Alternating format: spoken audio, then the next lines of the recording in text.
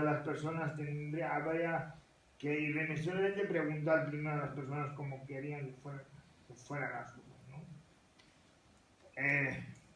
Y fue haciendo así como jefe de servicio, pasó por muchas dificultades, se enfrentó con maneras de opinar diferentes, y todo siguió luchando por creer por las personas. Yo me parece importante deciros que esta profesión que vais a empezar no es neutral, no te deja a medias, o estás a favor o estás en contra. Pero cuando es una apuesta de vida a pleno tiempo con los usuarios. Ante esa repetición de no puedes, no eres capaz de ver de mí lo menos bonito, yo me acabo creyendo que eso es verdad, que lo acabo interiorizando en mí, que no puedo aportar nada sensato, que no puedo decir nada sensato a los ojos ni a los oídos de otros, hasta que Javi, entre otros, empieza a apostar porque los usuarios podemos decir cosas sensatas. Y introduce en nosotros claves importantes, que es decir, aprender a pensar. Aprender a pensar y aprender a saber que equivocarse no es algo trágico, sino que equivocarse forma parte de lo humano y que es lo que nos hace más humanos, que es lo que nos da más valor, lo que nos enriquece más, y en vez de ser algo que nos hace echar marcha atrás, nos ayuda a seguir creando horizonte, a seguir tirando para adelante. Una vez que has interiorizado eso en tu cabeza, pues vas dándote cuenta que tú no eres nada sin los otros, por nuestros intereses.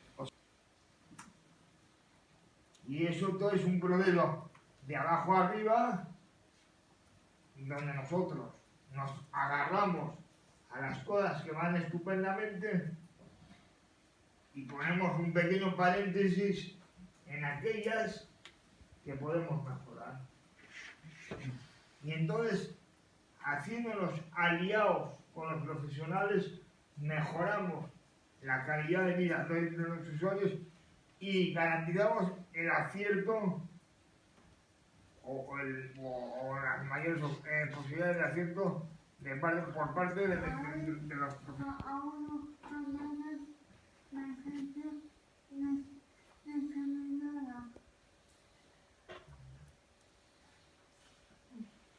¿Hasta ahí bien?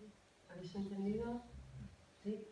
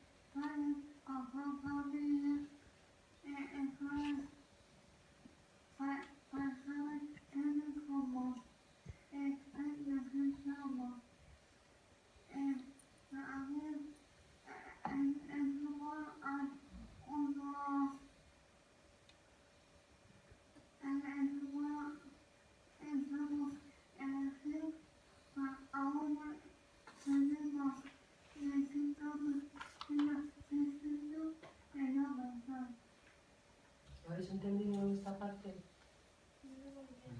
Vale.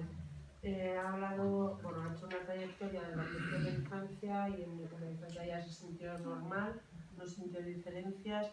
Cuando pasó al instituto dio detalles en algunos compañeros en los que ella se sintió discriminada y bueno, ella dice que ella pasaba de todo, pues bueno, pues por la motivación que ella tenía de estudiar y tal, pero bueno, era consciente de que eso pasaba. Entonces, en esa consciencia ella reflexiona sobre que a ella le parece que sería importante pues que se conociera un poco pues cómo son, porque ella no es, como ha dicho Javi, lo que ves, ¿no? No es la silla, ¿no? Pues necesitaba un poco como que se pudiera comprender que ella era Irantzu, ¿no? Eso es. Luego empiezo a ser un chaval etiquetado. Todo el mundo me reconoce desde la etiqueta, desde el diagnóstico. Y empieza mi vida institucional. Desaparezco de la vida social. Empiezo a vivir paralelamente a la realidad social. Y otra desde el diagnóstico. Seguir trabajando en base a tratamientos para intentar recuperar a gente. Empezaban a trabajar con gente que ya tenía 16, 20, 30, 40, etcétera, etcétera. Y que nadie, a pesar de todos los tratamientos que habíamos recibido, nadie había salido corriendo de ahí. Todos seguimos en la misma situación. Todos teníamos la misma realidad y que vivíamos dentro de una institución donde no nos podíamos escapar de esa realidad. Y también otra cosa fundamental, nos empezaron a no vernos del diagnóstico.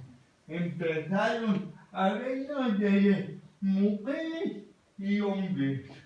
Seríamos con cada cara de cada uno. Y además, a partir de ahí, empezaron a preguntarnos a ver qué coño nos planteábamos nosotros con nuestra propia vida. ¿Qué objetivos nos planteábamos? ¿Qué planteamiento de vida teníamos? Eso hizo que esa gente se acercara a la realidad con la cual iba a trabajar.